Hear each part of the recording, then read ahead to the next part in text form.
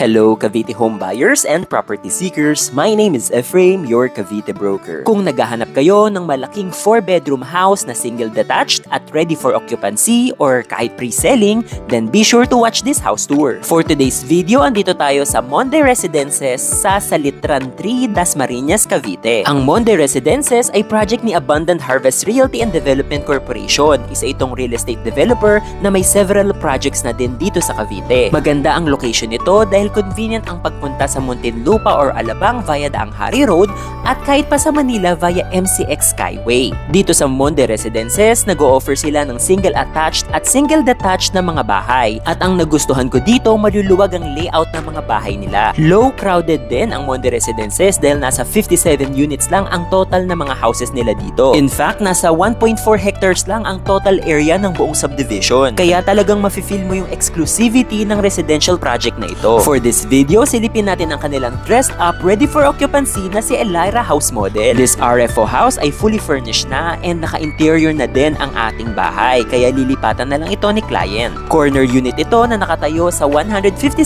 square meters lot area. Ang total floor area naman ng ating bahay ay 129 square meters. Ang maganda pa dito sa RFO unit natin ay malapit lang ito sa main clubhouse at walking distance sa church ng ating subdivision, which is kita din naman sa ating video. Para naman sa ating clubhouse, meron tayong function hall at basketball court. Ang maganda dito dahil corner unit ay malawak ang lupa, kaya may enough space pa talaga tayo for our landscape and garden. Para naman sa ating garage ay covered na ito at kasya dito ang dalawang sasakyan. Maluwag na rin ito at kasya itong malaking SUV. And going to our main door ay covered na rin ito kaya less hassle naman kapag naulan. Pagpasok pa lang sa ating bahay ay spacious na ang ating receiving at living area. Kahit malaking sofa set ay kasyang-kasya. At may space pa dito sa ilalim ng hagdan for our storage. Maganda din ang layout nila dito dahil medyo tago ang dining area natin para may privacy naman si client.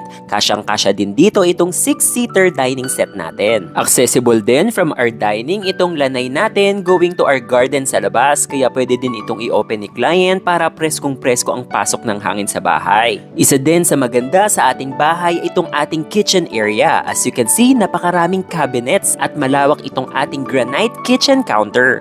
Kumpleto na ito kaya kasyang-kasya dito lahat ng mga kitchen appliances at equipments natin.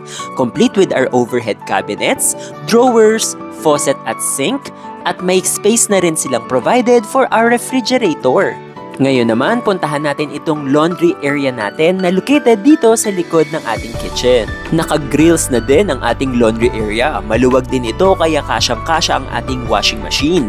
May counter and sink na din provided at naka-gate na din dito sa likod for our security. May maid's room na rin tayo dito na kasya ang single-sized bed. At syempre, meron din tayong common toilet and bath dito sa ground floor. Complete na din ang finish ng ating toilet and bath. Fully tiled na ito with shower, toilet, and sink. Going up naman sa second floor ng ating bahay ay concrete na ang ating stairs at kasama na rin itong metal railings upon turnover. Welcome sa ating second floor. Dito malawak ang ating hallway at meron tayong 4 spacious bedrooms. For our first bedroom, located ito malapit sa ating stairs. Maluwag pa itong kwarto natin kahit na naka-double size na itong ating bed. At bukod pa dyan, meron ding sariling balcony itong ating kwarto. Spacious na rin itong ating kwarto to have big windows, floor-to-ceiling cabinets, and a study table. Also, para sa partitions ng ating rooms ay naka-concrete hollow blocks ito, kaya talagang hindi tinipid ang quality ng bahay. For this bedroom, may provision na tayo for our AC unit. Big enough na rin itong ating kwarto for a huge window, a double-sized bed, huge cabinet, and a study table. And again, since ito na yung mismong actual RFO na for sale, lahat na ng furnitures ay included. Para naman sa ating common toilet and bath dito sa taas, kompleto na ito with our glass shower division, shower, toilet, and sink. Para naman sa ating third bedroom, which is katabi lang ng ating common toilet and bath, kasama na itong full height cabinet upon turnover, single-sized bed, big window, at may access din ito sa malaking balcony which is a joint access mula sa master's bedroom.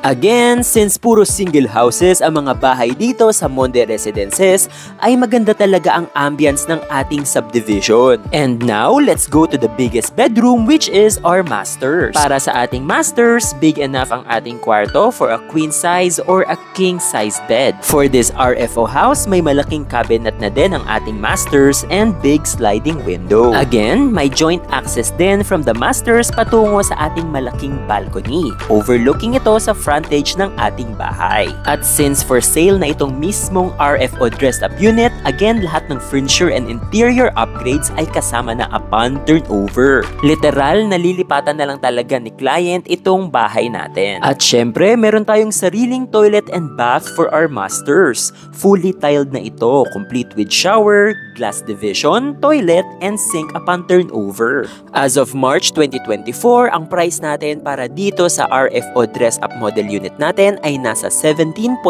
million. At kung pre-selling naman ang hanap nyo for our Elira House and Lot ay nasa 15 million naman ito. Para sa mga pre-selling natin, nasa 12 months to pay ang down payment at zero interest. At bukod dito sa Elira House model natin, meron pa silang ibang single detached houses. At ang price range starts at 9 to 10 million. Kaya naman kung naghahanap kayo ng single detached houses dito sa Salitran, Dasmariñas, Cavite, then look no further than Monde Residences. Safe and exclusive, low crowded at high quality houses. Kaya message nyo na kami for trippings. Thanks for watching and God bless.